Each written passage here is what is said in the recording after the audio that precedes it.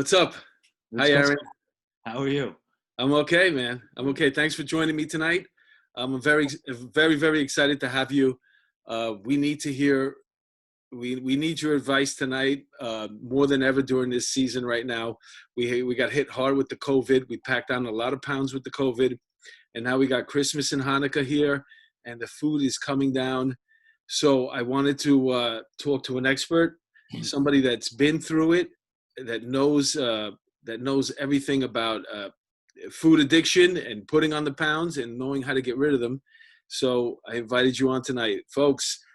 Thank you for tuning in to another episode of One-on-One with Mark DeMeo. My guest tonight is Aaron Lohman. He's a New York City police officer. He's a sergeant with the New York City Police Department.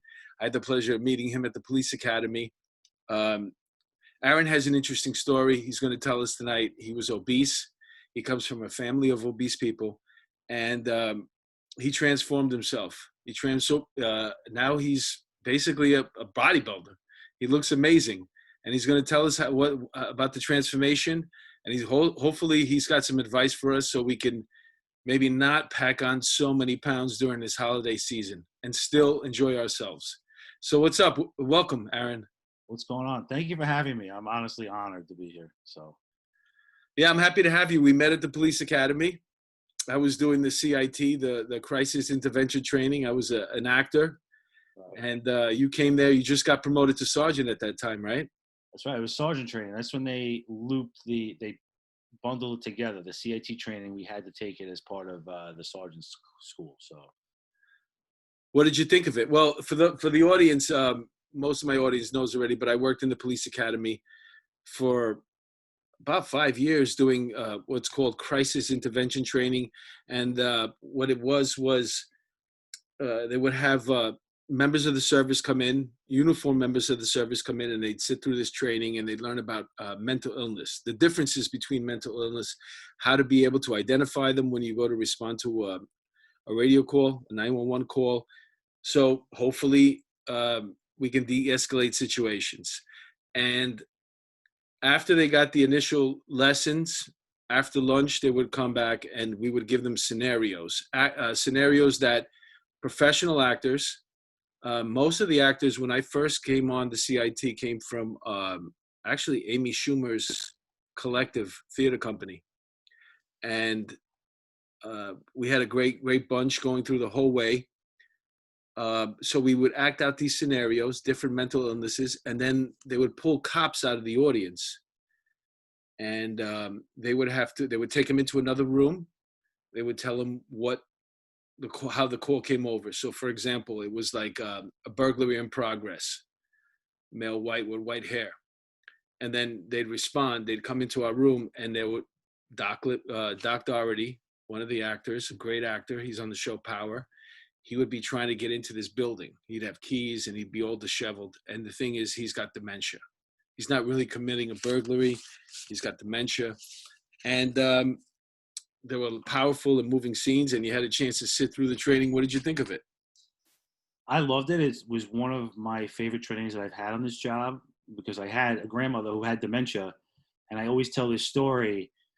She retired with my grandfather down in Alabama, small town in Alabama, and she had dementia and didn't care and still kept driving her car. So one day she led the police. This is a true story.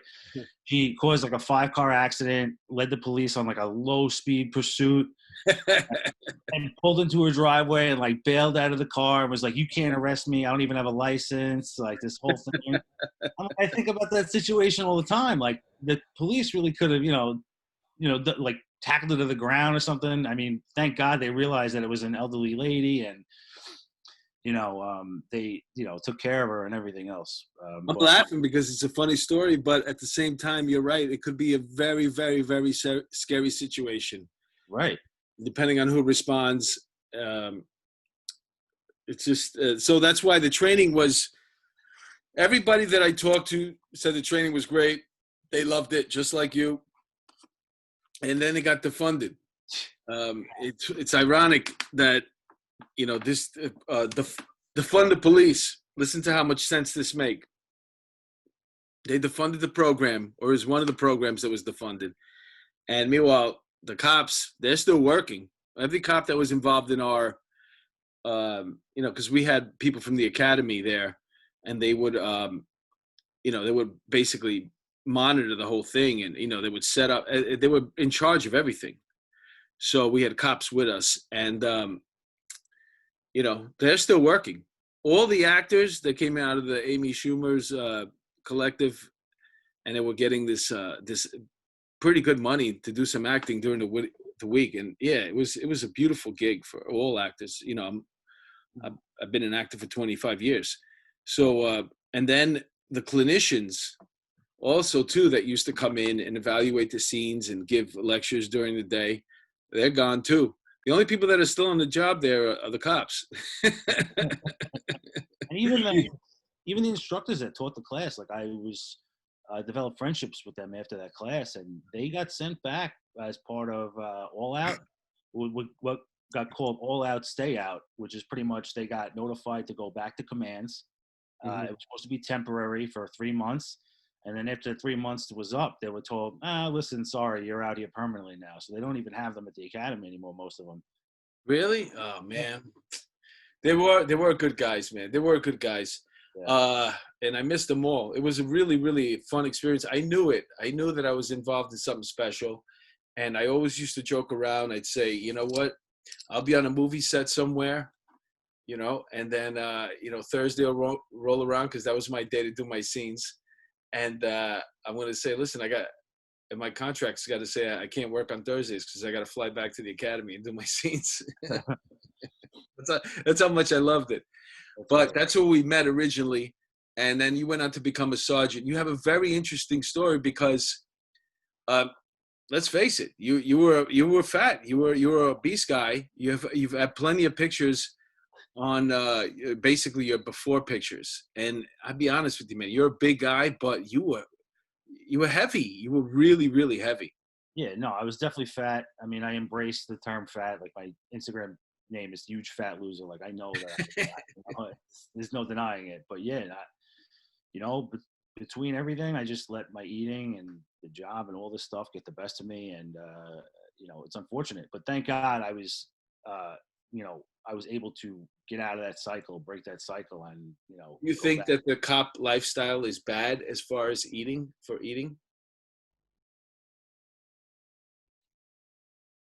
Yeah, I mean, the healthy lifestyle with being a police officer, it's almost like you're looked at like an outcast a little bit. Like if you do take care of yourself and you're not eating pizza, or what I like to call the cop food groups, which is pizza, Chinese, sandwich. It's like, oh, you brought your own food. Like, why are you bringing your own food, type of thing. And Uh-huh.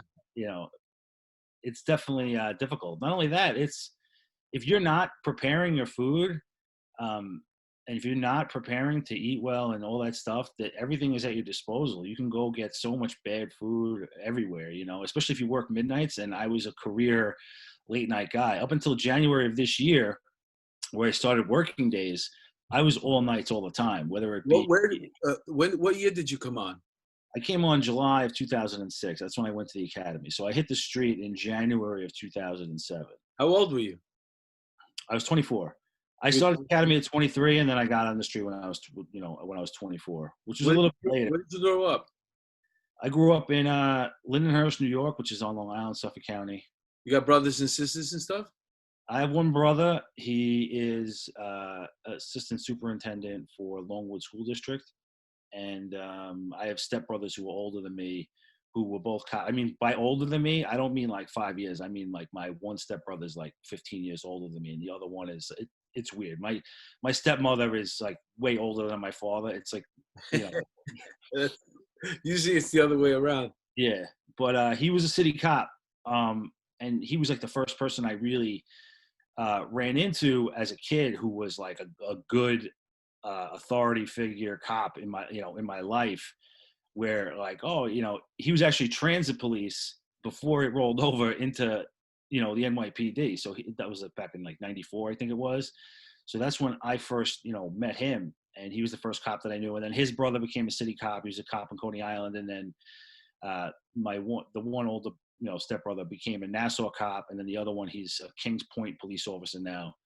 and he's just, he's got it made. It's Were you the only heavy person in your family, or no, everybody in my family has weight issues. They've all been overweight. My mother, my father. I mean, not as bad as them, but he's definitely overweight. He was also an alcoholic, so he deals with a different type of addiction. But my brother's heavy. My cousins are heavy. My grandmother was heavy. My uncles, everybody, up and down. Both sides of the family. so when you were a kid, you were heavy too, right? When I was a kid, I wasn't heavy.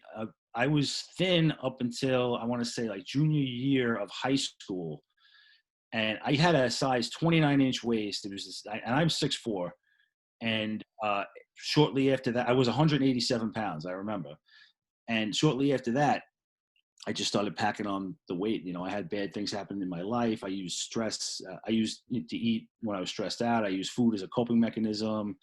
I always had access to What food. do you mean by that? So you come home, and if you were stressed out, you would hit the fridge? Um, Were you believe aware of what you were doing?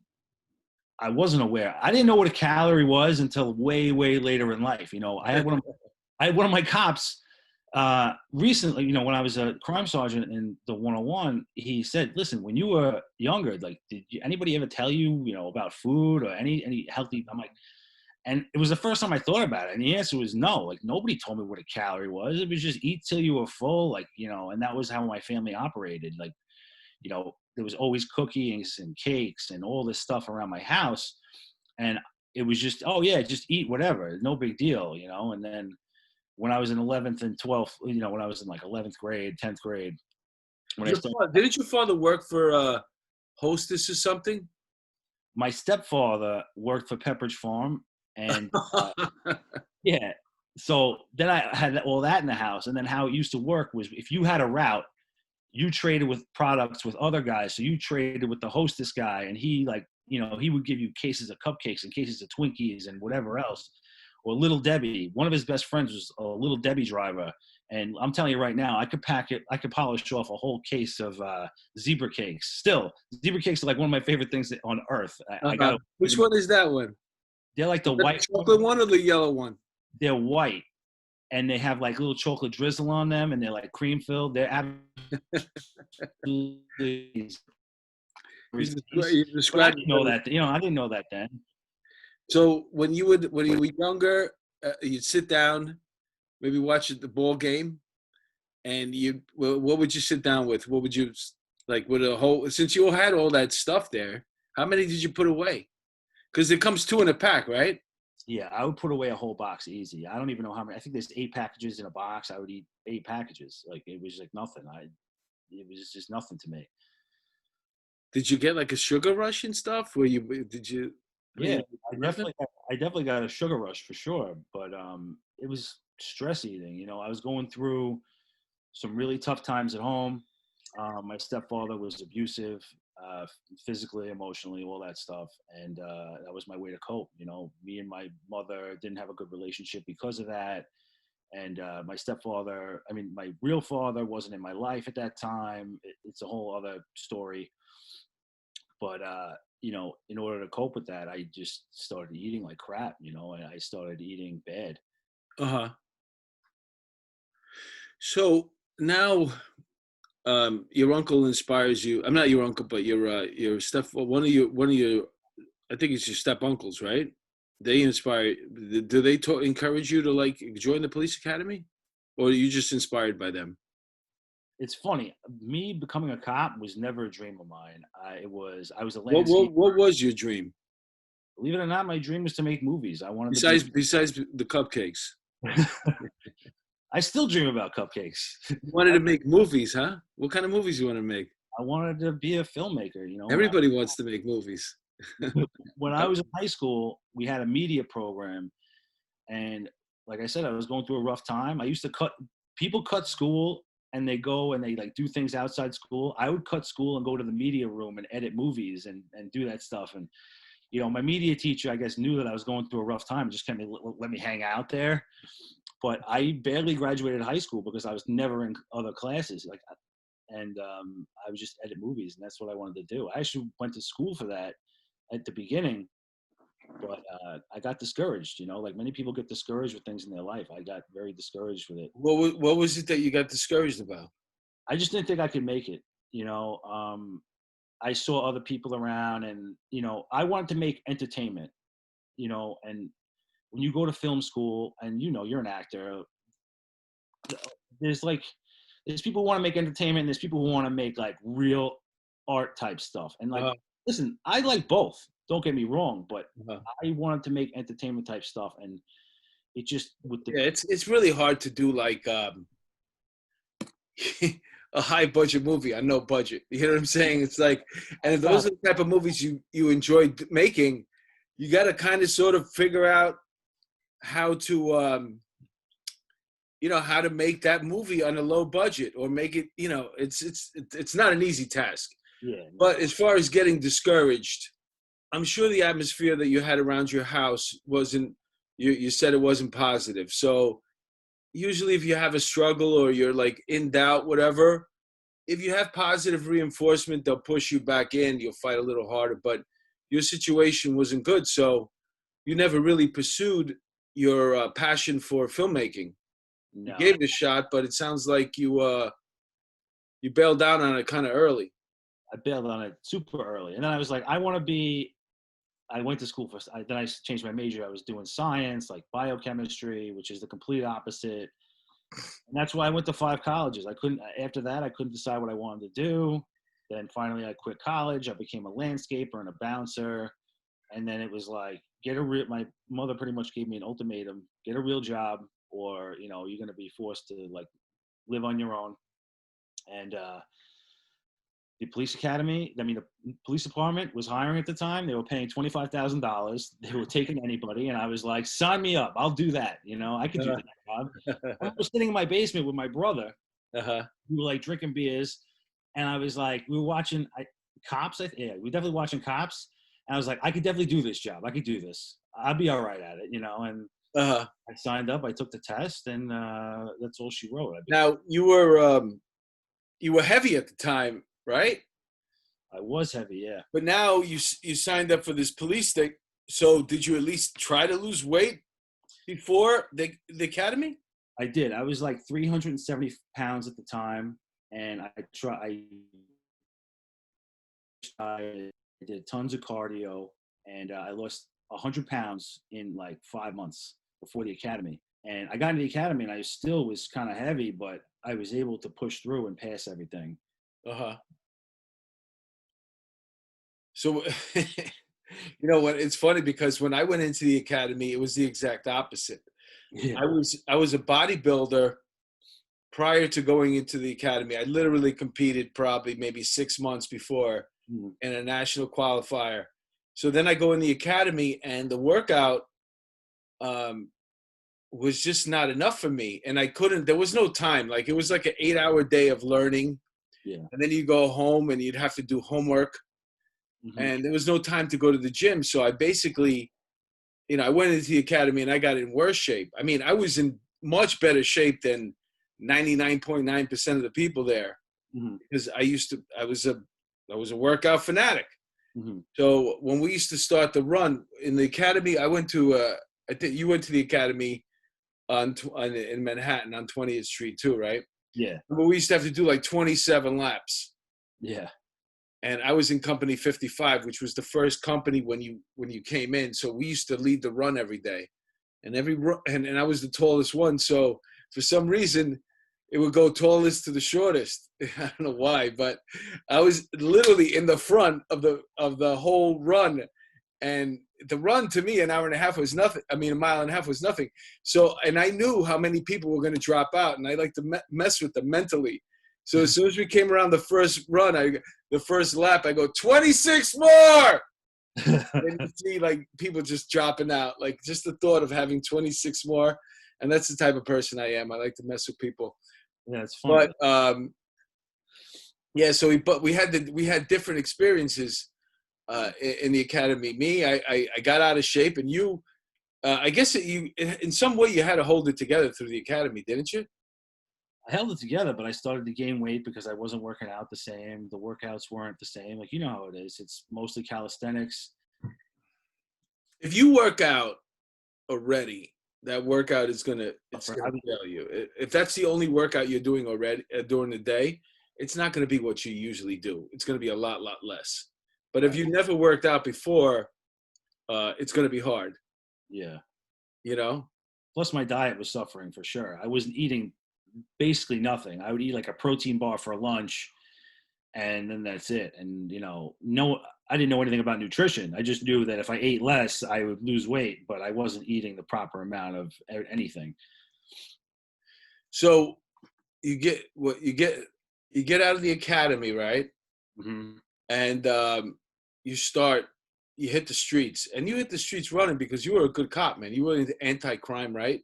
You were Yeah. making a lot of collars. Hmm. I mean, not at first, but when I hit this street, I had no goal anymore. I passed the academy as far as physical fitness is concerned. Uh-huh. I had no goal. And all I did was I went back to my old ways. I started eating badly. I started, using food to cope with stress again. And I gained a lot of weight, like right away. I want to say I gained 50 pounds back within like 6, 7 months, to the point where I remember being on foot and splitting my pants wide open, Hmm. being like, oh That's yeah, these a tough pants. track, though, because those police pants are tough. Oh, terrible. Especially the cargo pants. I don't wear the cargo pants anymore because they're uncomfortable. And I personally just, on me, I'm a big dude, they don't look as good as Uh-huh. like the really straight leg admin pants. Uh-huh. And they were tough, and I split my pants open, and I should have been like, hey, maybe I should calm down my eating, but I didn't do any of that. I just, bought a bigger size of pair of pants. And then there was a time period where I would go to the end of the rack at the police store, and I would have to get the biggest pair of pants that they had. And if I got any bigger, I don't know what I was going to do because I was already at the top. What weight were you at this point? At that point, 6 months out of the academy, I was back up. I want to say definitely over 300. Uh-huh. Maybe like Well, and what's the highest you ever got? Didn't you got over 400, right? Yeah, I mean, before I started dieting and changing everything, I was 400. I was over 425 pounds. My scale only went to 425. I, I had one of those, and I had one of those special like heavy scales where it actually went up to 425. Most scales don't. Most scales only go up to like 350. Uh-huh. Is there an And emoji at the end of 425 and be like, this, look, there's more. This, yeah, yeah. So, but you had a revelation. How many years were you on the job and performing as a police officer before you had the revelation? I had about 10 years on. So you're still packed. You're going through 10 years on the job, heavy, fat. I mean, Yeah. big, Yep. obese. Mhm. You know what I'm saying? You took Yep. up a lot of space. You know what I'm saying? Just physically, like I'm 6'4" as well, but pretty much hover at 250. That's my weight. But, And if I really am so inclined, and I'm back in the gym and I'm working out, my dream goal would be to get to 225. I yeah. take up a certain amount of space, but if you're 350 pounds, you're taking up a lot of space. Do you know Yeah. what I'm saying? You're a force to be reckoned with. I'm sure everybody wanted you on their team. You know what Yeah. I'm saying? When it Especially, came to hitting the streets and having to collar people and knock heads, because you were yeah. an anti-crime, right? Yeah, I was always the driver though, because there's no way I was getting out of the back seat and chasing anybody down. Although, Uh-huh. listen, for a big dude, I was fast. You could ask anybody. I would shock people at my Uh-huh. speed. They'd be like, "What?" It was Uh-huh. just unpredictable. Yeah, unbelievable. But So you had a revelation though. I mean, you're at your peak weight, and for some reason, you changed your whole lifestyle. And what happened? What was this revelation? one night, I'm sleeping in bed. I had a nightmare that I was in a life and death struggle on a rooftop with a perp, and I got thrown off the roof. And on the way down, I saw, as vivid as anybody could see anything, like it was real life, myself, like my wife without me, my funeral, my daughter growing up without You me. happy, your wife? Yeah, she was thrilled. She was partying. Uh-huh. So you had a nightmare. Hmm. You had a nightmare that you were involved in an incident on the job trying to collar somebody, and that's a scary thought. I never had that thought in my head, Hmm. but it's a scary thought to live with. Yeah, no, it was definitely scary, and it felt real to the point where I woke up. I still draw on that energy all the time, that feeling that I had that night, and I still use it to push me forward and to make me better every day. So when you woke up that day, what were you thinking? I was thinking I got to make a change. I can't be like this forever. So Uh-huh. I had to figure out something to do. So I started researching riding a bicycle because I remembered as a kid that I liked riding a bicycle, and that I enjoyed that as a kid. So I decided to look it up, and there was posts saying, "Oh, if you're over a certain weight, you can't ride a bike. You're too fat to ride a bike." And but I didn't listen. I bought a bike. I bought a nice bike. It was like $700 because I said, all right, if I'm going to do this, I'm going to have to do something that's going to last up to, hold up to my weight. And the first day I took it, I rode my bike to the train station, then rode it to work. And then on the way home, I got a flat tire because I was too heavy for the rims on the bike. Oh And my God. yeah, it pinched the tire. I had to call my wife to pick me up. It was super embarrassing, and I just wanted to give up that day because you start to question everything. You're like, is this worth it? Is this Uh, worth it? Should I do it? uh, I lost your face. Oh, there it goes. So so what happened after the bike? After the bike, my office was directly above the gym that was in the precinct, and I was forced to walk through that gym every day. And I was like, you know what? Let me see if I can work out a workout program that I can do with lifting weights. And that's what I did. I sat on the bench in this rundown gym where the sewer Well, water. for the audience, my audience that aren't members of the service or at least not NYPD cops, um, in every borough, we got Manhattan, we got Brooklyn, Queens, the Bronx, Staten Island. In every borough, there's a couple of different gyms, two in the north, two in the south. And if you're on the job, you can work out in those gyms. So you don't actually have to get like a gym membership. Mm-hmm. You know what I'm saying? If you really wanted to, you could save money and go to one of these gyms. Now, a lot of these gyms, there's not much, there's not much in them. Some of them are better than others. A lot of them are really good. The one in 1PP, you could have a whole workout there. I worked at 300 Gold Street. We had a nice gym up there. That was a really, my last 5 years when I was in the training unit, the gym was up there, and there's nothing like that. I mean, it's like heaven when you can just go upstairs and there's a full gym there to work out in on your lunch. It's great. So you connected with the gym. You introduced yourself. Introduced myself. I sat down with a pen and paper and the bodybuilding.com app and the Arnold Encyclopedia. And I was like, what exercises can I do in here? Uh-huh. And then I worked it out. I figured out a workout program. I started working out slow. And I've then, got the Arnold Encyclopedia behind me. That's the best book ever. oh, it's the Anybody greatest. who's thinking about starting to work out, I highly recommend getting that book. Every weight, every exercise you can possibly imagine that has to do with free weights is in there. There's some machines in there. Mhm. There's full workouts in there. It's a whole bodybuilding. It's the encyclopedia of bodybuilding, and Yeah. yeah. So had that, and you went on bodybuilding.com, which we are fortunate because I didn't have that when I first started working out. Oh, I'm But super fortunate. Thank God for social media and YouTube and all that stuff. Not you know only, how I found my gym? what's up? Yellow Pages. I'm not even kidding, man. When I graduated high school, I remember I was like real thin.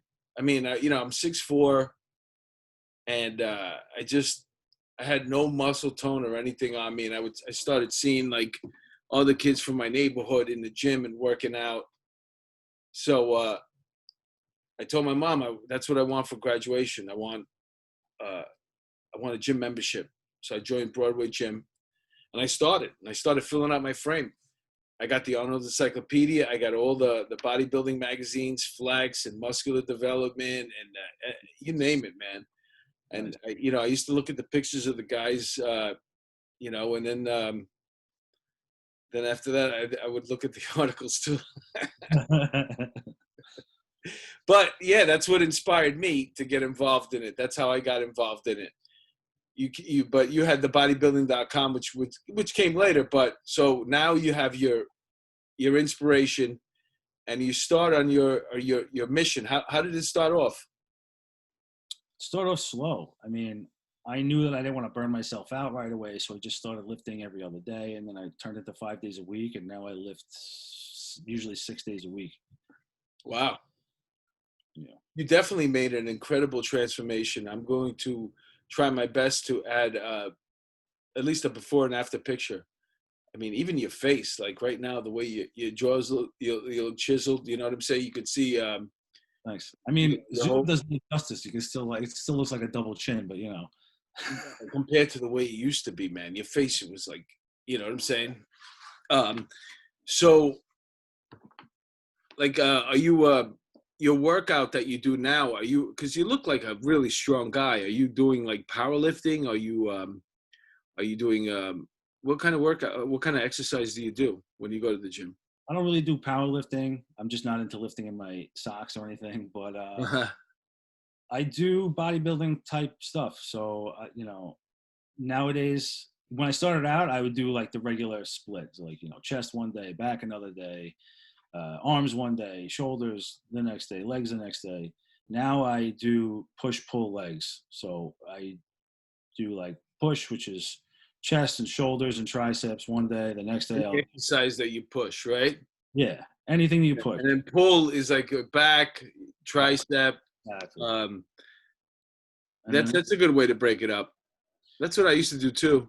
and this way, you know, I change things up every now and again. I mean, not all the time. You shouldn't change it up all the time, but like if you want to change something up every like 8 months, and like you know, when you figure out new stuff and what works best for you, and that's what I did.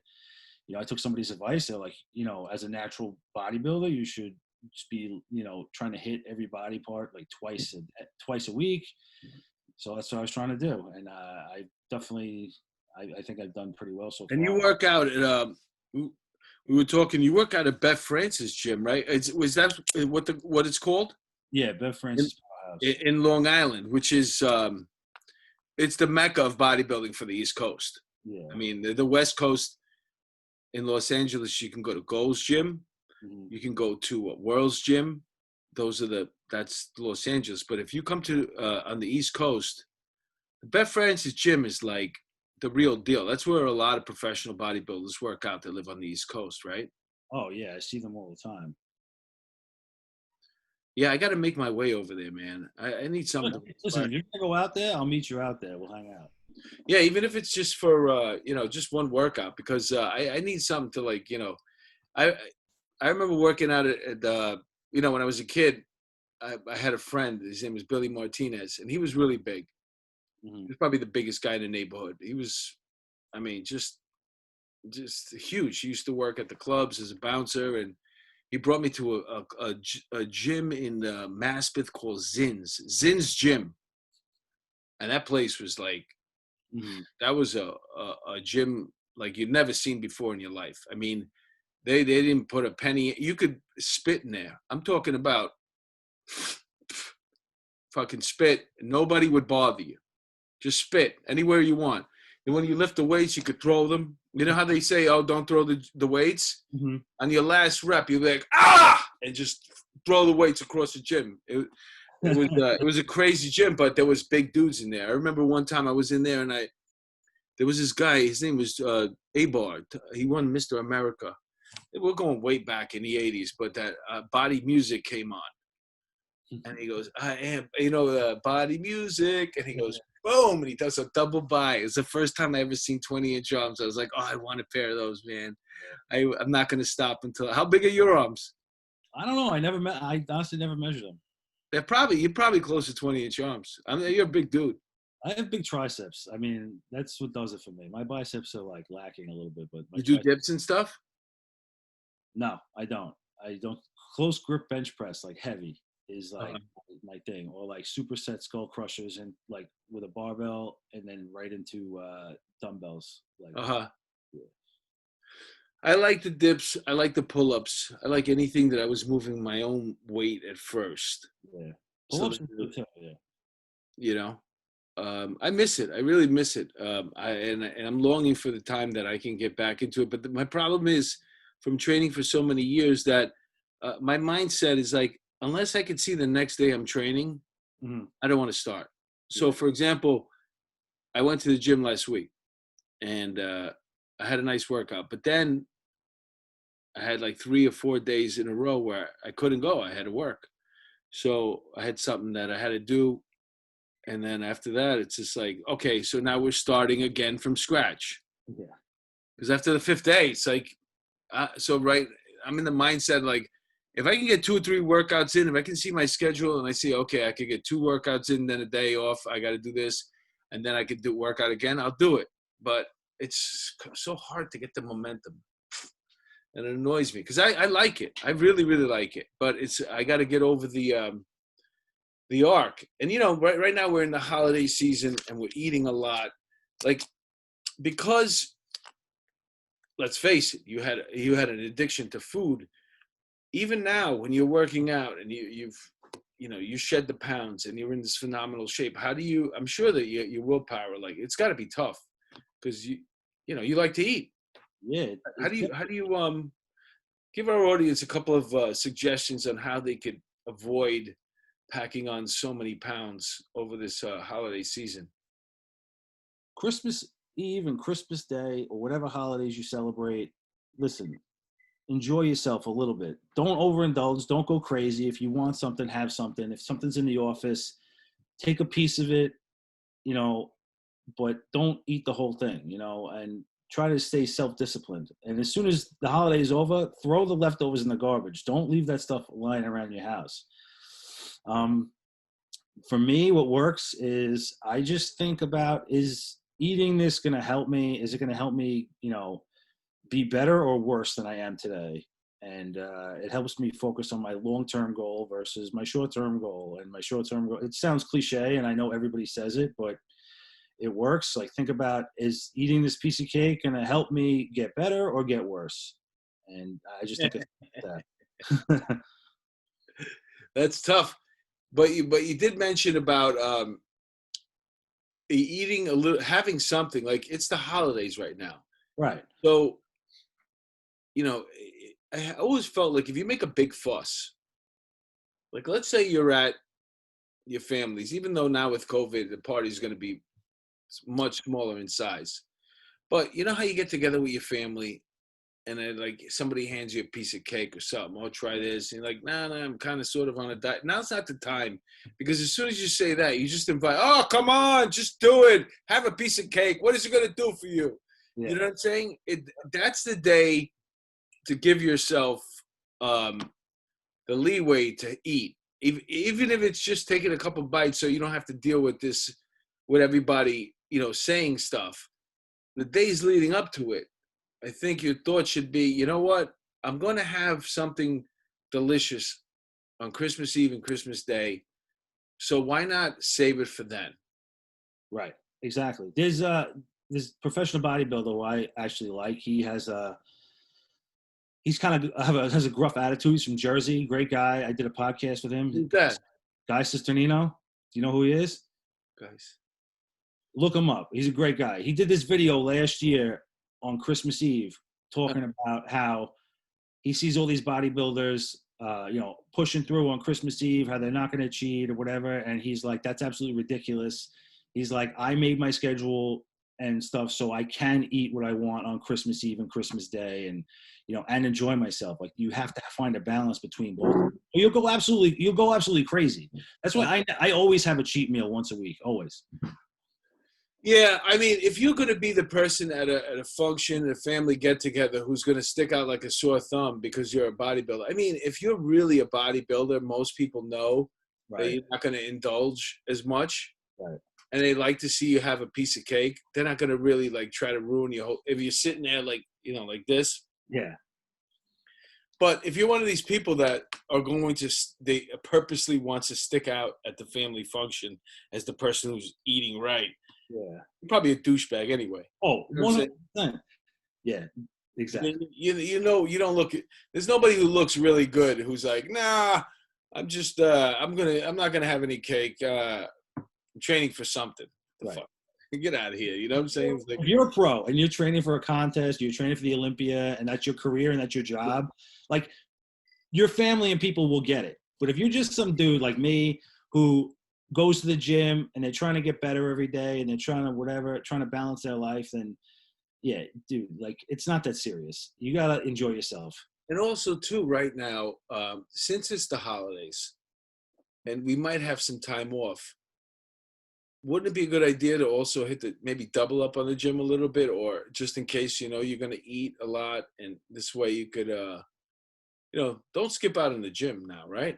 Yeah, no, definitely don't skip out on the gym. And if the holidays, believe it or not, especially where I go, Thanksgiving, Christmas Eve, Christmas Day, those are like some of the busiest gym days of the year because people go before they go to family dinner or whatever, and just to get it in so they know that they're gonna burn the calories. All the mental patients. Yeah.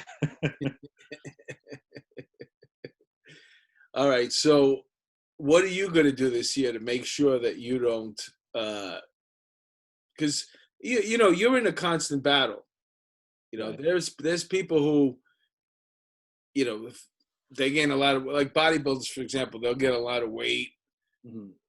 but they weren't really heavy before. You know what I'm saying? Before they started, they'll gain weight when they're off season and probably eat way too much, but they're trying to gain size. But for you, you busted your butt to get to this certain place, and you got a huge follow. You got 28,000 people following you on Instagram, on your huge fat loser Instagram, and those people, they look to you for inspiration, and you don't want to be the guy who like let them down, right? No, of course they listen. That motivates me a lot, and because it's easy to fail to yourself when nobody's watching you. It's easy to fail. But failing in front of 30,000 people or whatever it is like way tougher. Like, wait, there are people out of those 30,000. Not every one of those people likes you. There's at least I want to say 30% of those people who are hoping you screw it up, who are hoping you fail. So you better not let the people down who are supporting you, and also not make the people who are wishing that you fail happy. You gotta Yeah, let that but motivate you. it's also, what helps you too a little bit, if you know that because you have such a big following on Instagram and social media, the fact that they're following you means that you have to go to the gym and constantly put stuff up. You can't like come puffy and all of a sudden gain like 20 pounds because so you actually have to go to the gym and record yourself at the gym because you have to give your people content. Yeah. You got to keep them motivated. Mm-hmm. And You people feel like know they're looking. they'll call you out if you post old stuff. And listen, last year I learned my lesson, and this is why this year is going to be different, and has been during the holidays. I started eating bad. I thought that I could outtrain a bad diet because I was training so hard in the gym. And Would you say you could outtrain a bad diet? Oh, that's interesting. I like that. yeah, we can't outtrain a bad diet. I thought I could, but I definitely did not. I put on like 35 pounds from October of last year till January, and it wasn't good. Yeah, I mean, when you decide you're gonna go all in, you go all in. Like it's no joke. Like you go through. Like if you're gonna go in, like so. Let's say, for example, me, there'll never be a time I go grab a pie, a pizza pie, and eat it by myself. But can you do that? I mean, not now, but I definitely could in the past for sure. Yeah, absolutely. I mean, you wouldn't do it now, but when you go off the rails Oh, 100%. I could with the whole pie, just absolutely. Yeah, talking about a pie from a pizza parlor, not yeah. not a I could do a pie from a pizza parlor and an apple pie. Really? Like you can eat a whole pizza pie and then eat a whole apple pie Yeah, absolutely. afterwards? Yeah, How is that? To me, that's shocking. I mean, listen, I put on a couple pounds over the COVID. I feel like my jowls are so fat, but I don't have that eating capacity like that. Like, there's nothing I can't eat a whole pizza. yeah. I don't understand how you get your stomach to open up that big where you can eat a whole pie. I eat two slices, I'm done. I can't. Yeah, that's good. No matter how much I want to bulk up. I don't have that. I guess like When do re- you start to get full? The fifth slice or the fourth?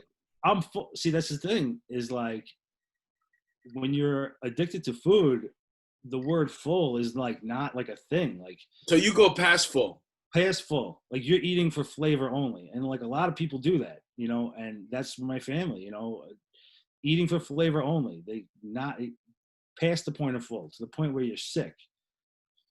Really? That's so interesting. Yeah.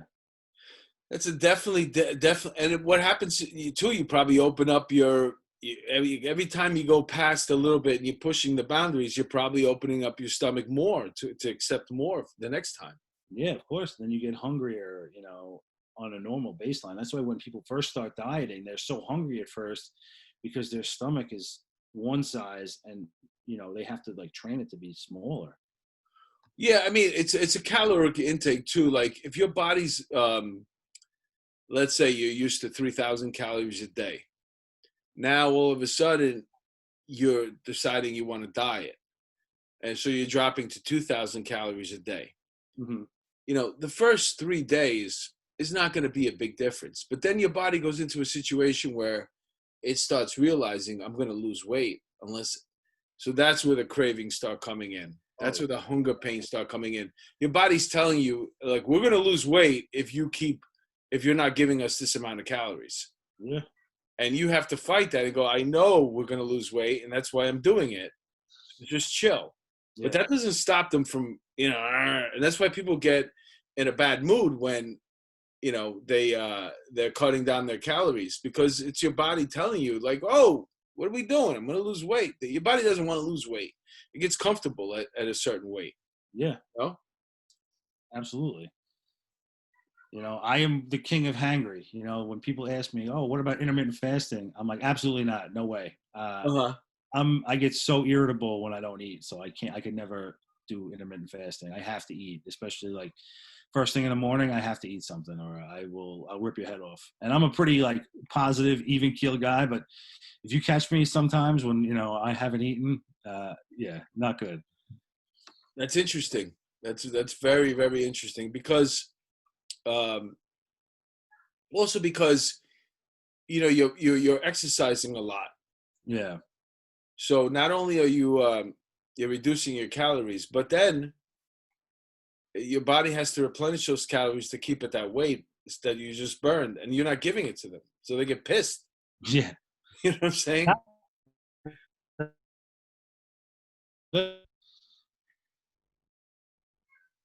What happened? You broke up there for a second. That's exactly what happens. Yeah.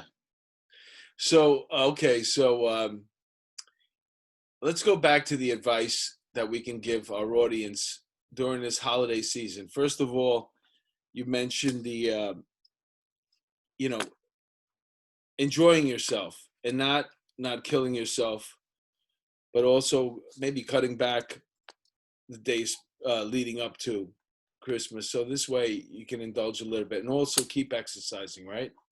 Yeah, definitely keep exercising. Make sure you work it into your schedule. I know that the holidays are busy.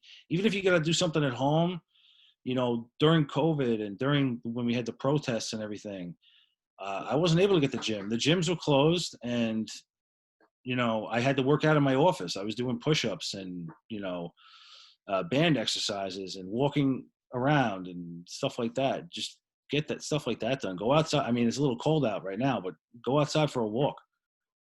What about your family when they see you now? What do they think? They're definitely proud of me, for sure, and it's good. They're very proud of me, and they're Your kids impressed. too, right? How old are your kids? I have a 3-year-old and I have a 7-year-old. And no, it's good that they see daddy exercising and they see daddy watching what he eats and making his protein shakes and stuff. No, it's good for them because that's the way they're going to grow up instead of, seeing the way you saw your family, Right. eating whatever they wanted. You're giving your children another view. They're not going to know what it's like, and that portion control as well too. Yeah. Not eating when you're upset. I mean, Yeah. you're No. basically in control of all that. But they have a good example. Let's put it this way. You might actually you might stop the obesity gene in your lineage by what you're doing right now. I Because hope so. if it does pass through to your kids, they already are watching you. They might not fall into those habits where you actually could be stopping it. It's Yeah. And I mean, I am involved. I already get my daughter involved in yoga, and she does, I mean, not that she works out, but like we have a treadmill downstairs and she'll go walk on the treadmill, like on her own volition, like she wants to do it. uh And then my wife has a weight set downstairs that she works out with. So then my kids get involved. So hopefully they see it as a good example and they keep it going. And I could hear them. I could hear them in the background. That's sorry. great. So, where can we find you? I mentioned a few times about the Instagram. What is it? How do you spell it out exactly? It's at huge, HUGE underscore fat, FAT underscore loser. And that's on Instagram. And I have a Facebook too. It's the same thing, but I don't post as much on Facebook because, it's very negative. So, What do you mean Facebook is negative? yeah. Oh, okay. Yeah, everybody's got something to say about everything. Everybody's offended by everything. So Uh-huh. Instagram is more of a positive, receptive place for. And it's And, for younger people too. yeah, absolutely. I think as far as reaching out to people that you could help, Hmm. you know, Instagram is, but Facebook is people my age, Yeah. and they're beyond. Most of them are beyond help anyway.